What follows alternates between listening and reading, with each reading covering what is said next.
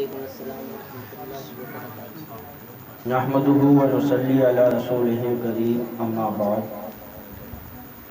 فاعوذ باللہ من الشیطان الرجیم، بسم اللہ الرحمن الرحیم۔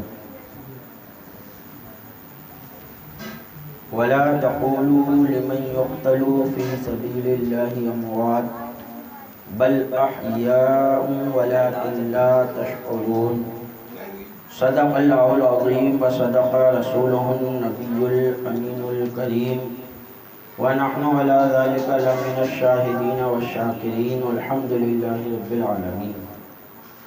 آئیے ہم اور آپ سب سے پہلے نہایت ہی عقیدت و محبت کے ساتھ آقا نامدار، مدینے کے تاجدار، دونوں عالم کے مالک و مختار جناب احمد مجتبیٰ محمد مصطفیٰ صلی اللہ تعالیٰ علیہ وسلم کی بارگاہ بکس پناہ میں درود پاک کی ڈالیاں نچھاور کریں۔ پڑھیے بآواز بلند، اللہ رب محمد صلی اللہ علیہ وسلم، نحن عباد محمد صلی اللہ علیہ وسلم، صلاۃ و سلام علیک یا رسول اللہ یا نبی اللہ یا حبیب اللہ۔ حضرات محترم، اللہ کا شکر و احسان ہے کہ آج اس نے ہمیں یہ موقع دیا کہ ہم اور آپ یہاں پر بیٹھ کر ذکر امام حسین کر رہے ہیں۔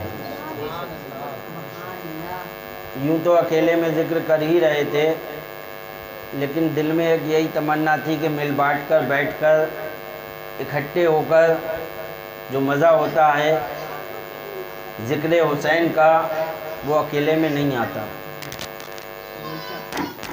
اور سوچ رہے تھے کہ لاک ڈاؤن کی وجہ سے شاید وہ موقع نہیں فراہم ہو پائے گا، لیکن بھلا ہو ہمارے وسیم بھائی کا کہ انہوں نے ذکر شہدائے کربلا کی محفل منعقد کی اور ہم لوگوں کو امام حسین کا ذکر کرنے کا موقع ملا، ورنہ یہ آرزو رہ جاتی دل میں کہ ایک مہینہ، ایک سال محرم کی ایسی بھی چلی گئی کہ کوئی ذکر شہدائے کربلا کی محفل ہی نہیں سجائی گئی۔ لیکن الحمدللہ وسیم بھائی کا یہ احسان ہے کہ انہوں نے ذکر شہدائے کربلا کی محفل سجائی اور ہمارا محلہ جو ہے امام حسین کے ذکر سے سونا نہیں گیا۔ اللہ تبارک و تعالیٰ اس چھوٹی سی مجلس کو قبول فرمائے۔ ایک بار اور درود پاک پڑھیے، اللہ رب محمد صلی اللہ علیہ وسلم، نحن عباد محمد صلی اللہ علیہ وسلم، صلاۃ و سلام علیک یا رسول اللہ یا نبی اللہ یا حبیب اللہ۔ حضرات محترم، یہ بات مسلمان کو سمجھ لینا چاہیے کہ اللہ تبارک و تعالیٰ کو قربانی بہت پسند ہے۔ حدیث پاک میں بھی آیا ہے بقرعید کی قربانی کے تعلق سے کہ ابن آدم کا کوئی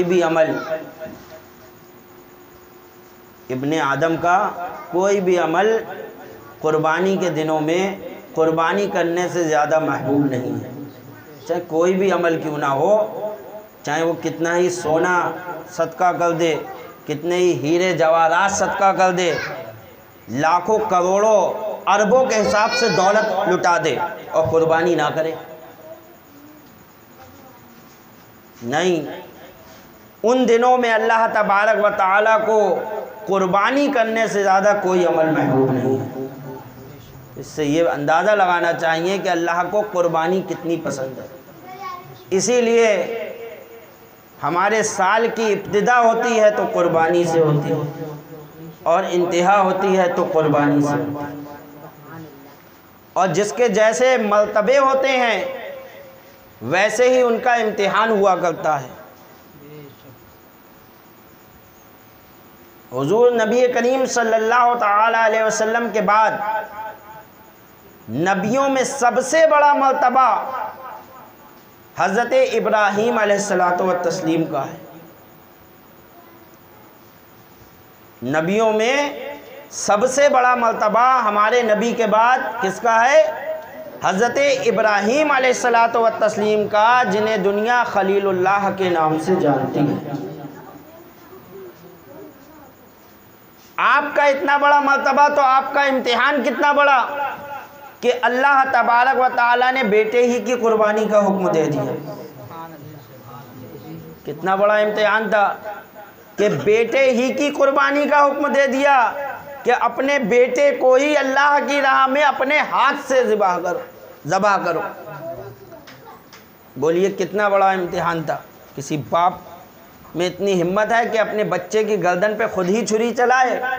لیکن حضرت ابراہیم سے کہا گیا کہ اپنے بچے کی گردن پر خود ہی چھری چلاؤ، اور آپ اس امتحان میں کامیاب ہوئے، آپ نے چھری چلا کر بھی دکھا دیا۔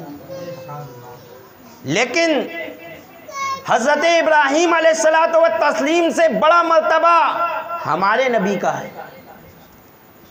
ہمارے نبی کا مرتبہ حضرت ابراہیم علیہ الصلاۃ والتسلیم سے بڑا، اور حضرت ابراہیم کا اتنا بڑا امتحان کہ بچے کی قربانی۔ اب ہمارے نبی کا مرتبہ حضرت خلیل اللہ سے بھی بڑا، تو امتحان بھی اس سے بڑا ہونا چاہیے تھا۔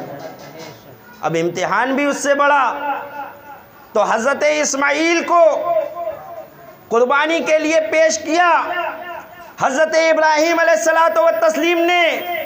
لیکن جب میرے نبی کی بات آئی تو میرے نبی نے ایک بیٹے نہیں، حضرت امام حسین نہیں، بلکہ حضرت علی اصغر کو بھی پیش کر دیا، حضرت علی اکبر کو بھی پیش کر دیا، اپنے پورے کنبے کو قربان کروا دیا۔ کہ وہاں تو نبی کے ایک بیٹے تھے اور ان کو بھی اللہ نے بچا لیا۔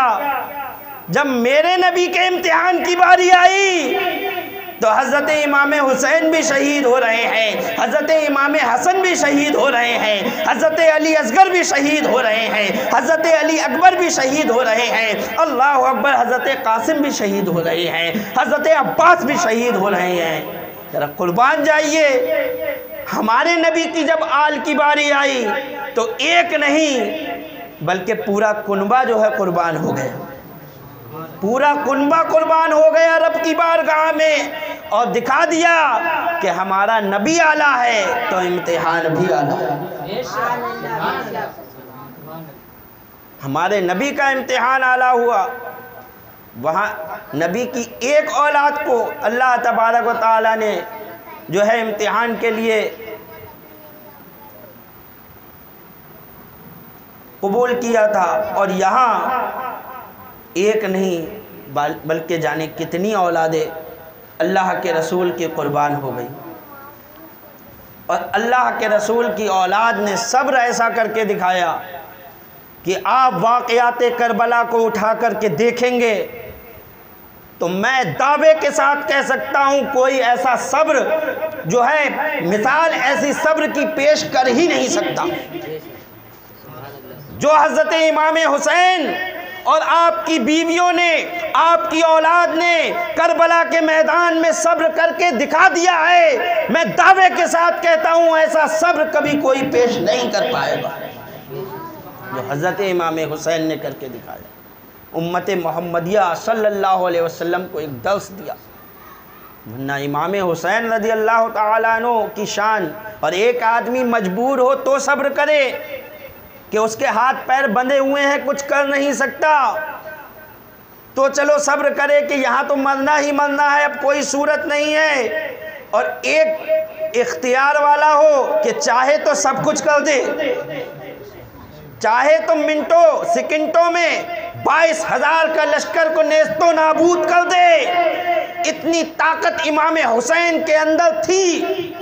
وہ حضرت علی شیر خدا کے لال تھے، وہ تنہا 22,000 کے لشکر کو رون سکتے تھے، وہ چاہتے تو پوری یزیدی فوج کو تنہا جو ہے تباہ و برباد کر سکتے تھے، صرف جو ہے ایک ذوالفقار حیدری چمکتی اور جو ہے کربلا کا منظر بدلا ہوا نظر آتا، لیکن مالک و مختار ہونے کے باوجود حضرت امام حسین رضی اللہ تعالیٰ عنہ صبر کر رہے ہیں، ورنہ آپ کی طاقت کا کیا عالم تھا۔ اللہ تبارک و تعالیٰ آپ کو اتنا محبوب رکھتا ہے کہ اللہ کے رسول فرماتے ہیں کہ جو امام حسین سے محبت کرتا ہے اللہ اس سے محبت فرماتا ہے، اللہ اس سے محبت فرماتا ہے۔ امام حسین رضی اللہ تعالیٰ عنہ کی شان کا یہ عالم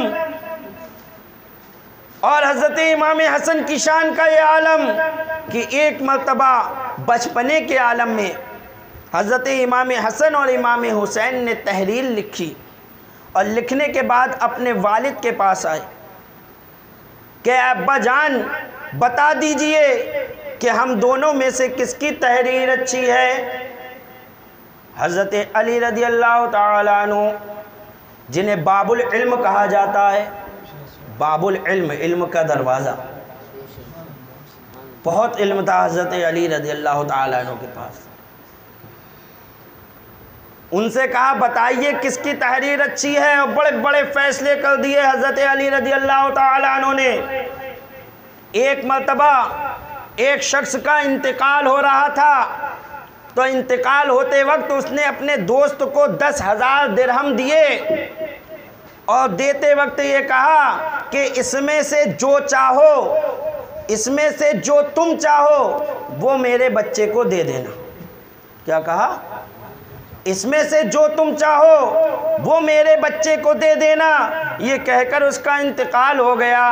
اتفاق سے جب اس کا بچہ 2-4 دن کے بعد آیا تو حضرت علی نے پوچھا بول تو ان کے بچے کو کیا دینا چاہتا ہے؟ تو اس کی نیت خراب ہو گئی، 10,000 درہم دیکھ کے نیت خراب ہو گئی، بولا میں 1,000 درہم دینا چاہتا ہوں، 1,000 درہم دینا چاہتا ہوں۔ اب سنو حضرت علی رضی اللہ تعالیٰ عنہ کا فیصلہ۔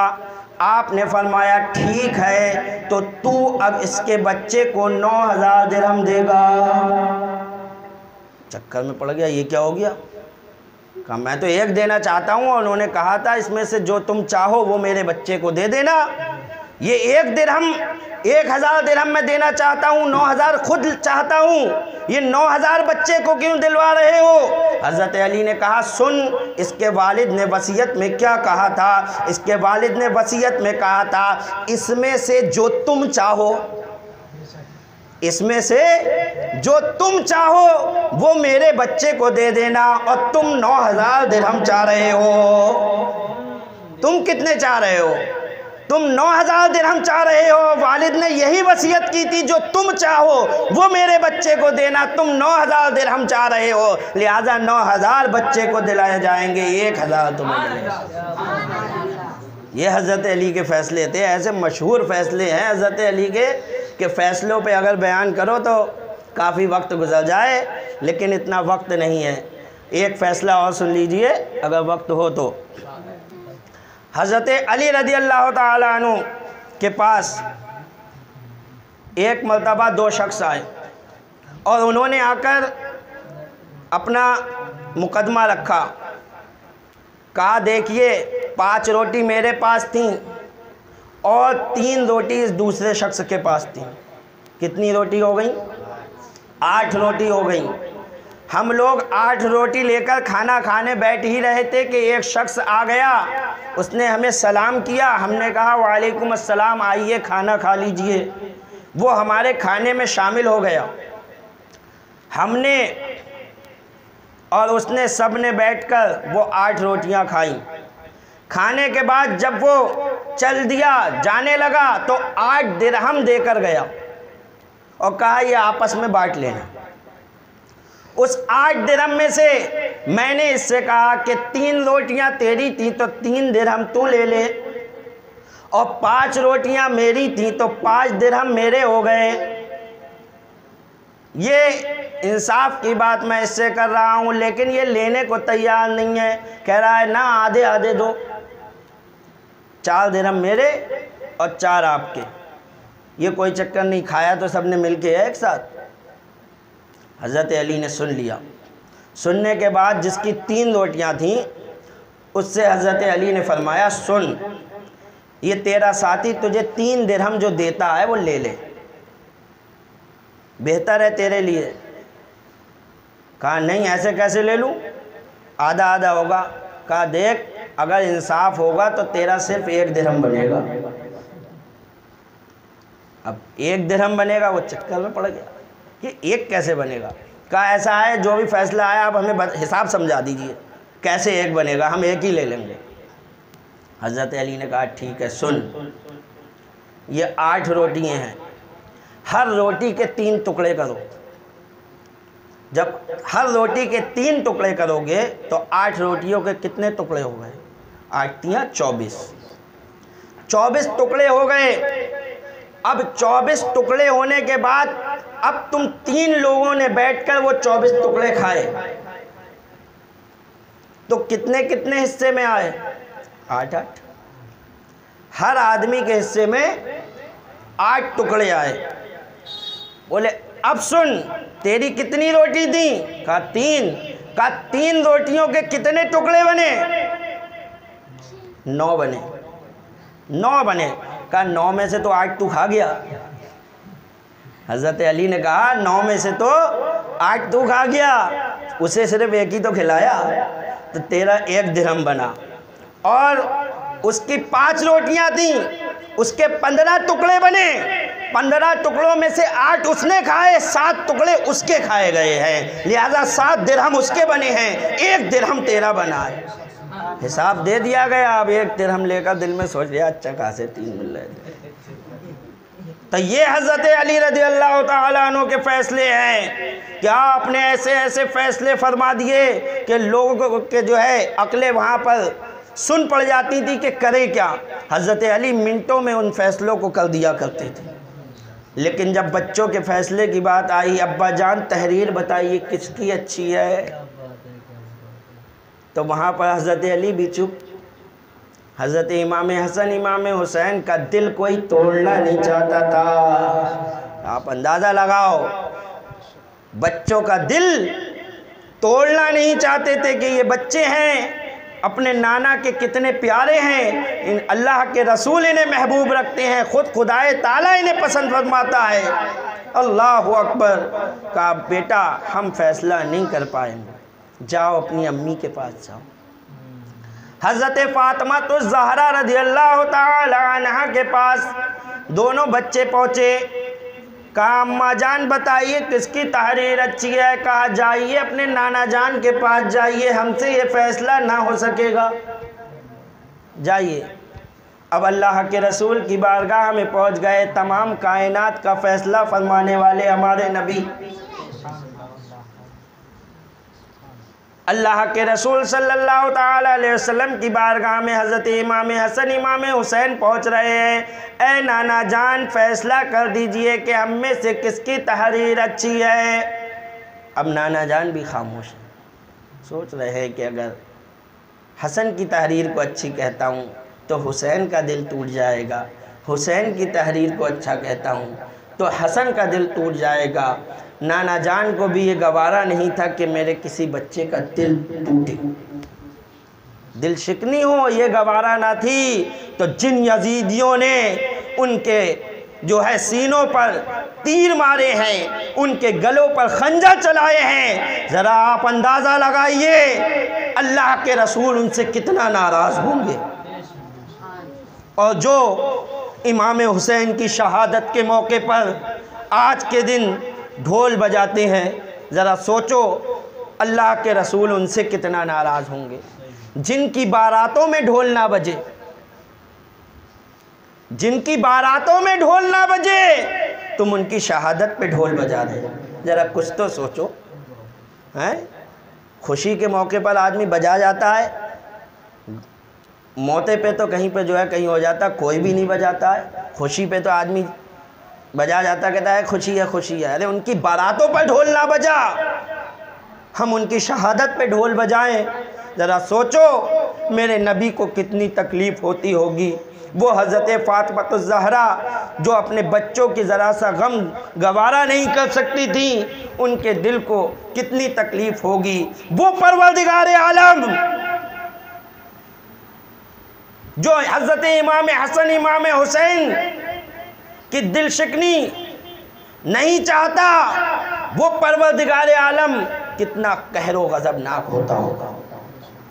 اللہ کے قہر و غضب سے ڈرنا چاہیے، ہمیں امام حسین کی یاد منانا چاہیے، لیکن کوئی بھی ایسا کام نہ کرے کہ اللہ اور اس کا رسول اور حضرت فاطمہ اور مولا علی ناراض ہو جائے۔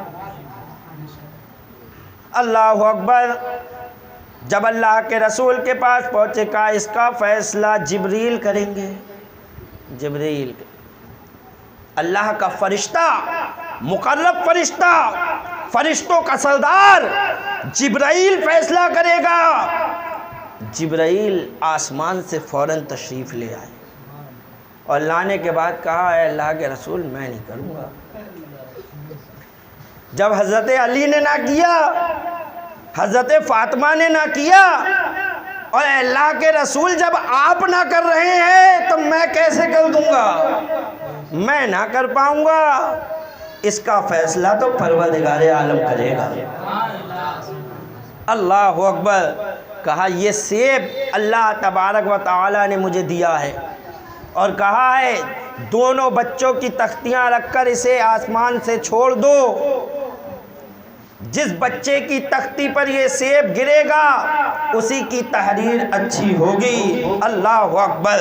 تختیاں رکھ دی گئیں، حضرت جبریل علیہ الصلوۃ والتسلیم نے اوپر سے اس سیب کو چھوڑا ہے، وہ سیب تختیوں کی طرف بڑھا ہے، اللہ کے رسول بھی نگاہ کر رہے ہیں سیب کی طرف، حضرت جبریل بھی سیب کو دیکھ رہے ہیں، حضرت امام حسن امام حسین بھی سیب کو دیکھ رہے ہیں کہ دیکھتے ہیں کہ یہ سیب کس کی تختی پر گرتا ہے۔ ابھی تختیوں سے کافی دور ہے سیب، اچانک سیب کے دو ٹکڑے ہو جاتے ہیں، ایک جو ہے حضرت امام حسن کی تختی پہ گرتا ہے اور دوسرا حضرت امام حسین کی تختی پہ گرتا ہے، اور اللہ کی طرف سے فیصلہ ہو جاتا ہے اے حسن تمہاری بھی تحریر اچھی ہے اور اے حسین تمہاری بھی تحریر اچھی ہے۔ نعرہ تکبیر، نعرہ رسالت، نعرہ رسالت، شہدائے کربلا، فرمان خدا، حضرت مفتی عرفان صاحب قبلہ۔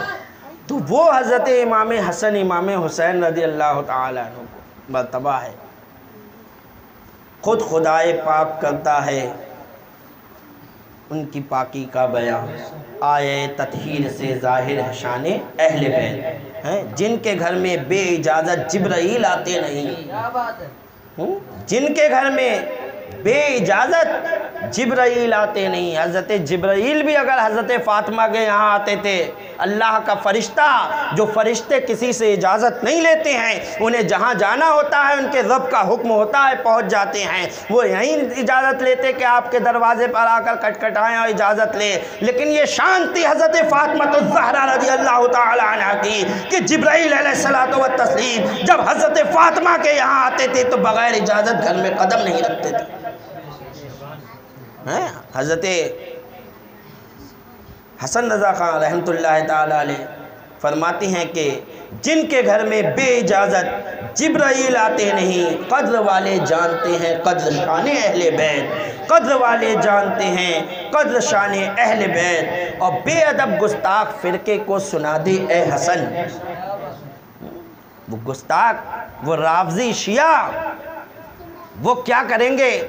امام حسین رضی اللہ تعالیٰ عنہ کا ذکر، وہ امام حسین کا ذکر کرتے ہیں تو حضرت ابو بکر کو گالیاں دیتے ہیں، وہ حضرت علی کا ذکر کرتے ہیں تو حضرت عثمان کو گالیاں دیتے ہیں، وہ حضرت عمر فاروق اعظم کو برا بھلا کہتے ہیں۔ وہ کیا جانے صحابہ اکرام کا مرتبہ اور اہل بیت کا مرتبہ۔ حضرت حسن رحمۃ اللہ تعالیٰ علیہ حضور تحسین ملت کے دادا حضور اعلیٰ حضرت کے منجلے بھائی فرماتے ہیں بے ادب گستاخ فرقے کو سنا دے اے حسن، یوں کہا کرتے ہیں سنی داستان اہل بیت، یوں کہا کرتے ہیں سنی داستان اہل بیت۔ اللہ تبارک و تعالیٰ اس تھوڑے سے امام حسن امام حسین کے ذکر کو قبول فرمائے، ہم سب کو جو ہے ان کے صدقے میں جو ہے دنیا و آخرت کی نعمتوں سے مالا مال فرمائے، اور مجھ سے بولنے میں جو بھی قلدن یا سہون غلطی ہو گئی ہو میں توبہ کرتا ہوں، اللہ تعالیٰ معاف فرمائے۔ سب مل کر کلمہ طیبہ کا ذکر کیجئے، لا الہ الا اللہ محمد رسول اللہ صلی اللہ تعالیٰ علیہ وسلم، وما علینا الا البلاغ۔ السلام۔